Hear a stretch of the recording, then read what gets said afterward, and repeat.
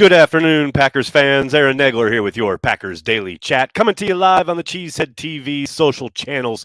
It is Tuesday, and what a newsy, event-driven day it is turning out to be. Overnight, one Trey Wingo, formerly of ESPN, reporting that the Packers and Aaron Rodgers have agreed that he can talk to the New York Jets, apparently. Rodgers having spent Monday in discussions with the Jets. Now we learned today that the Jets have flown out to California to speak to Aaron Rodgers and continue their wooing of the four-time MVP. No decision has been made by Rodgers yet as to whether or not he even wants to continue playing. But it sure sounds like the Jets are putting on the full court press, trying to persuade him to come to New York. The Packers obviously are ready to turn the page and start things with Jordan Love at quarterback, but the contract will make this thing interesting and does give Rodgers a ton of leverage.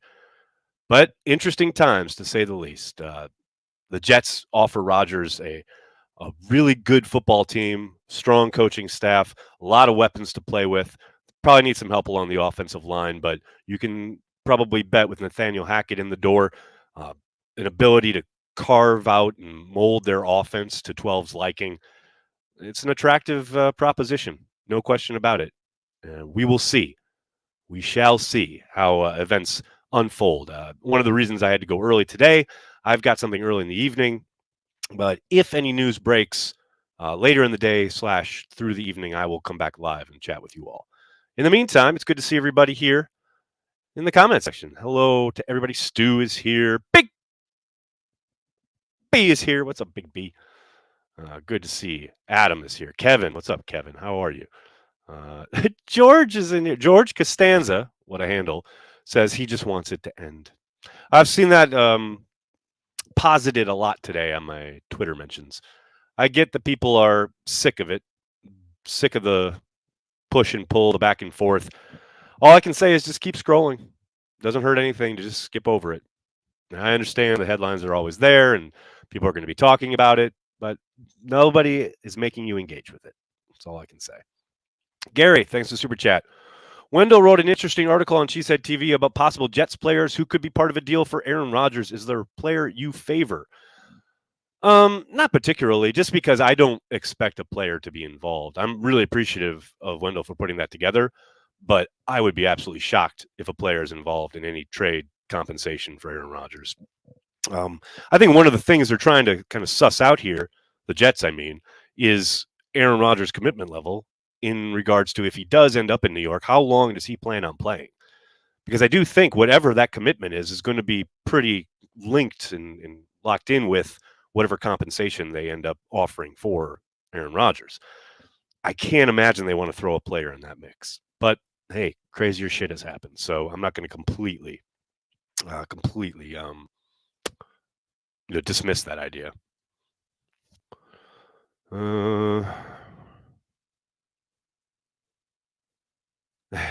Quinn Williams. Guys, let's come back from La La Land because that ain't going to happen. John, thanks for the super chat. Do you have room for 12 to stay at your place? I'm on the opposite end. I'm in Astoria, which is on like the exact opposite end of the island that he wants to be in. If he ends up with the Jets, he's going to be living in Jersey, most likely. Most guys with the Jets live in gated communities out in Jersey. Some very rarely, occasionally, guys actually do live in Manhattan, but that is few and far between, and I can't imagine he'd go down that road. He definitely don't want to live in Astoria, I'll tell you that. Abdul, thanks for the super chat. Aaron, do you think we can get their 13th pick? Again, I think it really comes down to his commitment level. I mean, it would be lovely if they could get a first-round pick, period. And who knows if they end up getting more than one pick, but the 13th, I would tend to think that's probably a little rich, and the Jets may not want to give it up, but they may need to close the deal with the Packers. The problem is without a real market kind of forming here, we've obviously seen, Carr go to the Saints, and people thought, well, that gives the Packers a little leverage here with the Jets, but the Jets can turn around and say, who else are we bidding against? So I know people have kind of got it in their heads that the Packers are going to get some kind of monster haul for Aaron Rodgers, but I'm just not convinced of that. And I'm not even convinced they're going to end up getting a first round pick, at least not this year, maybe next year. But yeah, I mean, look, I'm not going to sneak. I'd love it. I'd love to get the 13th overall pick for the Packers, but I just don't think it's a lock. What else we got here? Sam, thank you for the super chat. I'm really excited for Love to get his shot, but I'm also kind of sad to know this era is probably over. Is that weird? Not weird at all, man. I totally get it. And yeah, I think it's unquestionable that I think most Packers fans are going to be really appreciative and reflective if and when Aaron Rodgers does get traded. That is a monster chapter of our lives as fans. Kind of, the book is shut on that. And to look back and reflect, whole lot of heartache and disappointment on the back end, obviously. Clearly, a lot to be, thankful for and proud of, and wish him nothing but the best in his new endeavor and his new spot. But yeah, I think Packers fans are going to be a little wistful if and when it happens, right? I mean, Aaron Rodgers has been a stalwart, has been an absolute megastar, not only in Green Bay, but across the league. I mean, a face of the league for so many years, residing in the smallest market in North America. I mean, it's been pretty amazing, been pretty impressive, and it is certainly going to be the closing of a chapter. And so I don't think that's weird at all, Sam. I think that's pretty damn normal, actually. Justin, when the brass is flying out, it's all but over. Love time. We'll see, man. We'll see. I know the Jets have a contingent out there in California that just landed, and they're on Woody Johnson's private plane, pulling out the big guns, so to speak. But I don't think it's over yet. Aaron holds too many of the cards here to lay down and say, okay, this is it, right? I think there are some twists and turns yet to happen. Eyes out for Lazard and Big Dog to New York. Kibbles, you're probably not wrong. Lazard especially. Big Dog, who knows? I know Aaron has said that he wants Mercedes to follow him wherever he ends up, and I do not doubt for a moment that that conversation will take place. But there's no guarantee that Big Dog's even going to want to continue to play. Maybe he retires. As for Lazard, I think that's a very real possibility. I know they're about to most likely release Corey Davis. The Jets are. They're going to need help at wide receiver. They've got a good young stud wide receiver to pair with Lazard. So, yeah, I think that would make some sense. We'll see how that kind of transpires here. Abdul, thanks again. I saw a fifth-year option for Love is $20 million. Wouldn't it be cheaper to just re-sign him to a new contract this or next offseason? That's a possibility. It's done very rarely, but yeah, they could try to extend him. More likely, though, they will put that fifth-year option in place and see how he plays this year and then do an extension. I would suspect most likely somewhat similar to what they did with Rodgers. His first year as a starter, they ripped up, and this was before there were fifth-year options because of the CBA, but they ripped up his rookie deal and gave him a pretty significant extension after he had started. I believe it was 8 games that first year as a starter. So I think you'll see something similar with Love. I think the deadline for the fifth-year option is May 5th, I believe, and I think the Packers will exercise that. But before they ever have to, pay it, I think if he shows that he's got promise and has the potential to be their long-term answer at the position, I suspect, yeah, they probably will get something done during the season so that they never even touch that fifth year. But long way to go. Long way to go before we get there.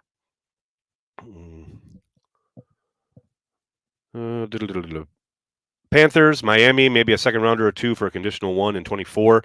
Scott, I don't, totally discount any of those possibilities. I think Miami is an interesting conversation piece only because of the owner. You talk about a guy who has shown in Ross that he does not care and will pull out all the stops to try and make wild shit happen. Plus, it would hurt the Jets in the process. So, although, with all that said, there's been absolutely no reporting around that, not even whispers. So, we'll see. But yeah, I wouldn't dismiss the idea. As for, the Panthers, with Frank Reich in the building, I got to imagine, even if it's Aaron Rodgers, I got to think he's sitting there going, "Can we please draft a dude after what he went through with Indianapolis and the Colts and constantly bringing in, end of the line NFL veterans at the position?" I got to suspect he's hoping that they draft and develop someone. Although, you could potentially sign Aaron or trade for Aaron Rodgers and draft somebody. That's a possibility, but that would be my suspicion there. But we'll see. You never know.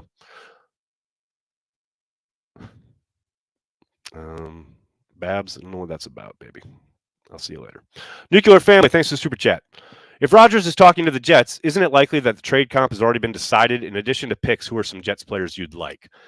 Not necessarily. I think Rich Samini put it out there that, because they were talking, permission has been given, and most likely there have been agreements between the Packers and Jets about compensation. But I got to suspect in this instance, because of the nature of the situation with Rodgers at the end of his career, the question about his commitment, I would suspect this is a bit of a special case. And I'm not saying it's impossible that they've agreed on comp, but I would suspect the Jets have really tried to kind of get an idea of where Aaron Rodgers is as far as his level of commitment prior to really solidifying compensation. Now, there may be some kind of framework in place, an idea of, okay, this is a good start, but let's see what Aaron says first before we commit to it from the Jets side. I think that's probably more likely than anything else. Dustin, thanks to the super chat. I was 11 years old the last time the Packers had a QB other than Favre and Rodgers starting a season. I'm 40 now. Love time. Dustin, you ain't lying. It's about to get real fun in Green Bay. Too old for this. Thanks to the super chat. If Rodgers goes to New York, how long before he hosts SNL? Hey, Kelsey did a great job the other night. Let's get Rodgers on the stage, baby. That'd be fun. Although they did spend some of the pandemic making fun of him, so not so sure he'd be amiable to that. But you never know. Don Vito, thanks to the super chat. Next, total transparency. Do you think Love can be the guy based off your intuition? I do, but deferring to you. I can. I just don't want anyone to misconstrue this. Of course, is the internet, and that's what people will do. But yeah, absolutely, Jordan Love can be, quote, the guy. But a big part of that is your expectation that the guy doesn't need to be a first ballot Hall of Famer. I think the Packers can absolutely play a winning brand of football with Jordan Love at quarterback, and I think he can be the long-term solution at the position. But I know Packers fans have been spoiled with their level of quarterback play that they've been watching for the last 30 plus years. And it isn't always going to be like that, especially with a young quarterback becoming a starter for the first time, extended first time full season starter. There's going to be growing pains. There's going to be lumps to take. And I just hope that people can remember that. But yes, absolutely. I think Jordan can and has the ceiling and the ability to be the guy in Green Bay long term. No question about it. Mimsy, thanks for super chat. Any chance to get some cap relief through a trade? Not from Rodgers. Maybe with a guy like Savage or something like that. But I would suspect that's the chances of that are pretty minimal. Brett, thanks for super chat. If Aaron Rodgers goes to the Jets or stays with Green Bay, will that affect our draft? Brett, I talked about this a little bit with the folks over at Pax What She Said, Maggie and Perry.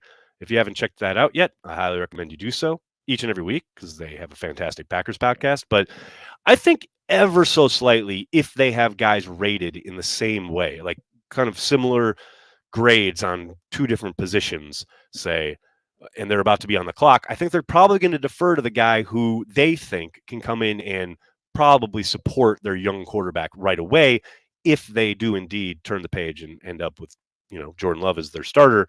Maybe that makes, a bit of a difference as far as who Brian decides to pull the trigger on, mostly because if they were to trade Aaron Rodgers, it really constricts what they're able to do in free agency. It takes a good deal of their cap space away.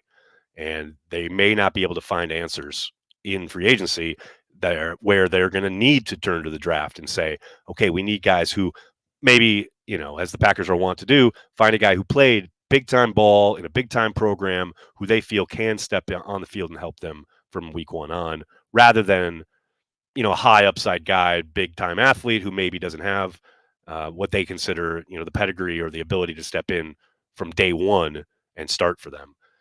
Maybe. And all of that is couched in a maybe. But more often than not, I think the Packers are going to usually, especially early in the draft, they're going to look at that as a long-term investment, as they always do, and look for that upside because that's been their MO.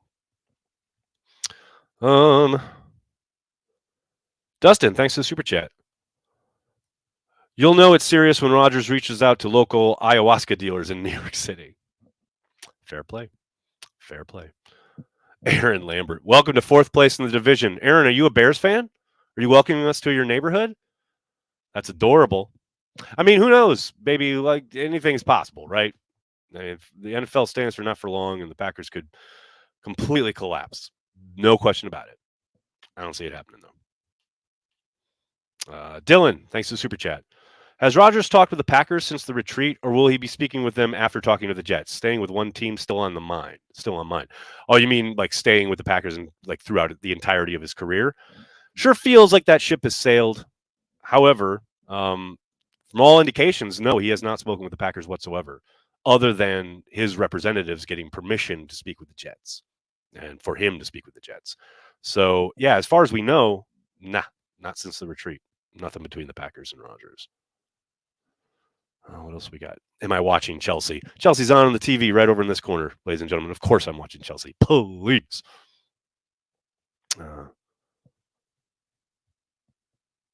Rodgers this, Love that. I just want to know when we're signing our real superstar, Keyshawn Nixon. It's a good question, Tyler, and I think this is the thing. They need that decision to be made this week when it comes to Aaron Rodgers because it affects the cap and what they want to do planning for the offseason. And one of those things is their ability to re-sign free agents, such as Keyshawn Nixon. So, yeah, I think he's got to be a priority, but we will see. I would suspect that probably gets done prior to next week's beginning of the new league year, prior to the March 15th, but a lot of ball game left, as they like to say. Oh, Paul Heiser in here with the pragmatic take. Just because you interview with another employer doesn't mean you're changing jobs. That is correct, Paul. That is correct. However, this is a pretty special circumstance. Anybody like comparing or like drawing analogies between the real world and the NFL, it's a whole other ball wax. It's just has nothing to do with the other. The NFL is such a bubble in a different world from the world you and I live in. Sir Alex, thanks for the super chat. If this is it and J Love takes over, how long can we go without an MVP or Super Bowl win before the, quote, fans turn on him and want Rodgers back? Either way, go Pack, go, whoever QB1 is. Man, I don't know. It's just dependent on which fan you're asking, right? I'm sure there'll be some right away who are just completely irrationally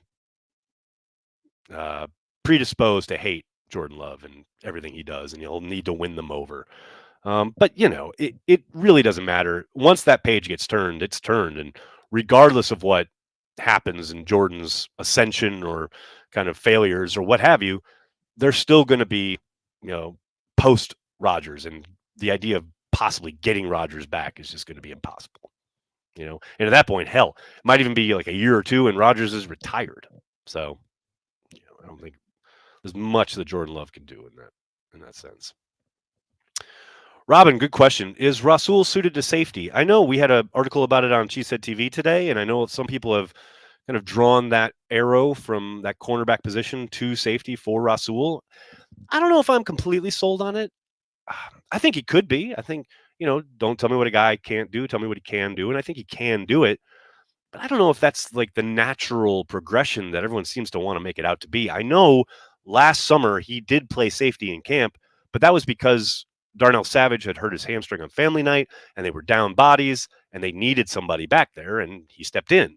I don't know how realistic that was. Like they were planning on training him for safety, but now maybe we'll see. I'm not saying it's impossible. I'm not saying he can't do it, but I don't know. Well, I think some of that will depend on what happens in the draft and throughout free agency and the offseason, what have you. And perhaps they kind of look for solutions prior to making that move. But we'll see. We'll probably get some kind of indication when they do their first kind of full team offseason activities, because usually they'll line up on the field and you'll see guys in starting positions. And I'm sure the media will report on where he's lining up. We'll take Sauce Gardner in a first-round pick. That's hilarious. And then we'll wake up. It'll be great. All right, everybody, I'm going to have to get going. I can't thank you enough for hanging out, talking Packers each and every day, Monday through Friday, right here on the Cheesehead TV social channels. Like I said earlier, if anything breaks overnight, later this evening, I will be back on live chat with you all. But in the meantime, please do me a monster favor and hit like on the video, subscribe to the channel, and let your friends and family know that on April 3rd, the Cheesehead TV 2023 Pro Football Draft Guide will be available. It's our 13th year of producing this amazing piece of content for Packers fans, by Packers fans, everything you need to know about all the guys who are draft eligible. Make sure, run and tell your friends. It's going to be awesome. April 3rd. Going to be a good time. Thanks a lot, everybody. Please hit like, hit subscribe. I'll talk to you guys soon. Go Pack Go.